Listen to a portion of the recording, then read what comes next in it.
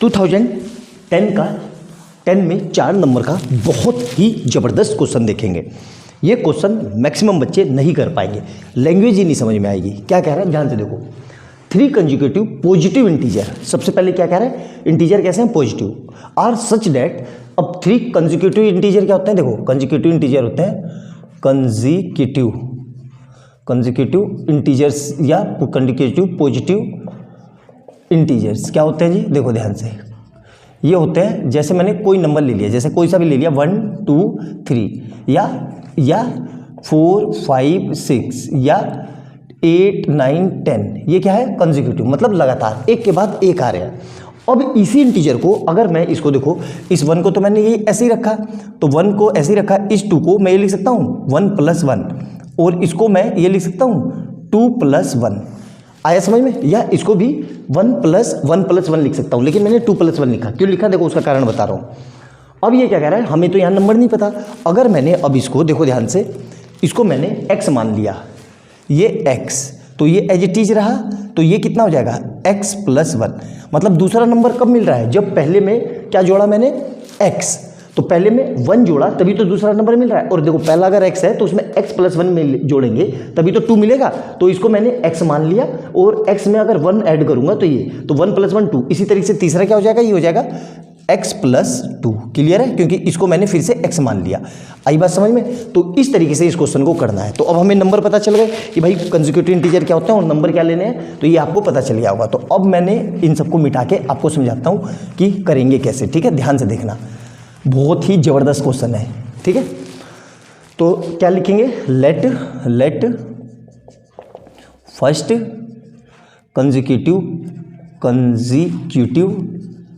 Let first consecutive positive integers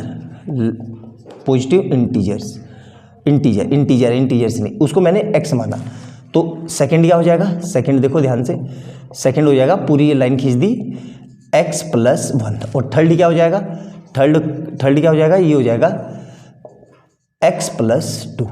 यहाँ तक समझ में? अब यहाँ पे थोड़ा, ये तो नंबर लिखिए। अब यहाँ पे क्या कह रहा है, the sum of the square of first, मतलब पहले के का स्क्वायर, और यहाँ से and product of the other 2 is 46।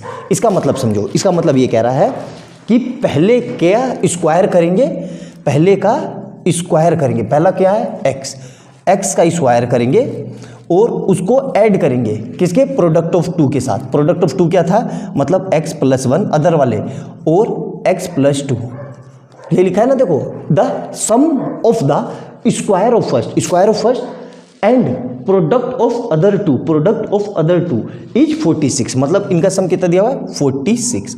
समझ में आया कि नहीं अच्छे से? अब इसको सोल्व कर देते हैं। तो x का क्या हो जाएगा, x²। अब इसको करेंगे तो देखो, एक बार x की इस x से तो क्या हो जाएगा x², फिर इसी x की इस 2 से तो प्लस का 2x, फिर इस 1 की इससे तो प्लस का x, और इसी 1 की इससे तो कितना आ जाएगा प्लस का 2 = 46। अब क्या होगा देखो, ये दोनों मिलके कितने हो जाएंगे, 2x²। ठीक है, 2x, ये 2x और ये 3x, तो प्लस में 3x, और ये 2 उधर जाएगा, तो या एक काम करो 46 को इधर ले आओ, तो प्लस का 2 - 46 = 0। तो यहाँ से कितना आ जाएगा, 2x² + 3x - 44 = 0। यहाँ तक समझ में आ गया, बिल्कुल क्लियर हो गया। अब क्या करेंगे, इस 44 की इस 2 से मल्टीप्लाई, तो 44 × 2 = 88 के ऐसे फैक्टर जो प्लस माइनस करके 3 आ जाए और मल्टीप्लाई करके 88 आ जाए। तो मुझे तो पता है, देखो 11 8 जा, तो क्या लिख सकता हूँ मैं, 2x² + 8x + 11x प्लस वो माइनस -44 = 0। क्लियर है यहाँ तक? मेरे ख्याल से कोई डाउट नहीं होना चाहिए, अच्छे से समझ में आ गया होगा, है ना।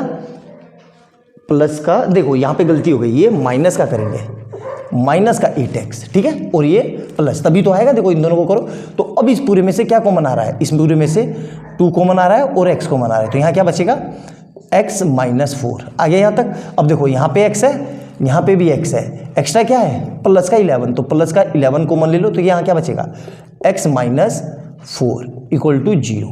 अब दो वैल्यू क्या आ जाएगी 2x प्लस 11 और यहाँ से क्या आ जाएगा x माइनस 4 इक्वल टू 0। तो यहाँ से अब क्या लिख लेंगे हम 2x प्लस 11 इक्वल टू 0 एक वैल्यू, और यहाँ से क्या आएगा x माइनस 4 इक्वल टू 0।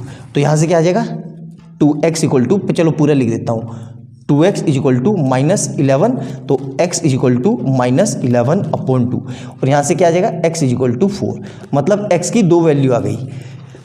ठीक है, लेकिन हमसे कंडीशन क्या दे रखी है कि हमें इंटीजर निकालना है। ठीक है, और यहाँ पे क्या लिखा है पॉजिटिव, तो पॉजिटिव भी चाहिए और इंटीजर भी, तो ये मेरी वैल्यू नहीं चलेगी, क्यों, क्योंकि ये तो निगेटिव है और ना ये इंटीजर भी नहीं है। तो मेरा आंसर क्या आएगा x इक्वल टू 4। तो नंबर क्या हो गया देखो यहाँ पे रख दो, तो नंबर क्या हो जाएगा, पहला नंबर हो जाएगा 4, दूसरा क्या आएगा 5 और तीसरा नंबर क्या आएगा 6। यही मेरा आंसर है। बहुत प्यारा, बहुत ही जबरदस्त क्वेश्चन है ये, अच्छे से करना ये क्वेश्चन, इसलिए मैंने आपको करवाया कि ये एकाएक एग्जाम में आ जाएगा। मैक्सिमम बच्चे इस क्वेश्चन को गिव अप कर देंगे, समझेंगे ही नहीं, और ये क्वेश्चन 2010 में आ रखा है, तो हो सकता है 10 साल बाद या 12 साल बाद रिपीट कर दे। इस क्वेश्चन को करवाने का मतलब ये था कि आपका कंसेप्ट स्ट्रॉन्ग हो जाए, आपको डराने का मतलब नहीं था कि इस तरह के क्वेश्चन भी बोर्ड में पूछे जाते हैं और इस तरह के क्वेश्चन आप करते नहीं हो तो आपको एग्जाम में एकाएक आ जाते हैं, तो आप कर नहीं पाते और आपके 4 नंबर सीधे सीधे चले जाते हैं। तो अब उम्मीद कर सकता हूं कि आपने अच्छे से वीडियो देख लिया होगा और अच्छे से समझ लिया होगा। अच्छे से देखना, ठीक है ना, वो लगे समझ में आए तो दोबारा से देख लेना, और वीडियो अच्छी लगे तो लाइक एंड सब्सक्राइब कर लेना और बेल आइकन दबा लेना कि जैसे मैं कोई नई वीडियो डालूं उसका नोटिफिकेशन आपको तुरंत मिल जाए। और जो लोग चैनल पर पहली बार आए हैं उनको ये बता दूं कि इससे पहले अब तक मैं 11 क्वेश्चन करा चुका हूँ क्वाड्रेटिक इक्वेशन के, और वही क्वेश्चन कराए मैंने जो बोर्ड में बहुत ज़्यादा फ्रीक्वेंटली पूछे जाते हैं, तो उनको भी जाके देखो, आपको बहुत अच्छा लगेगा। ठीक है, मिलते हैं अगली वीडियो में बहुत प्यारे क्वेश्चन के साथ, तब तक के लिए बाय बाय।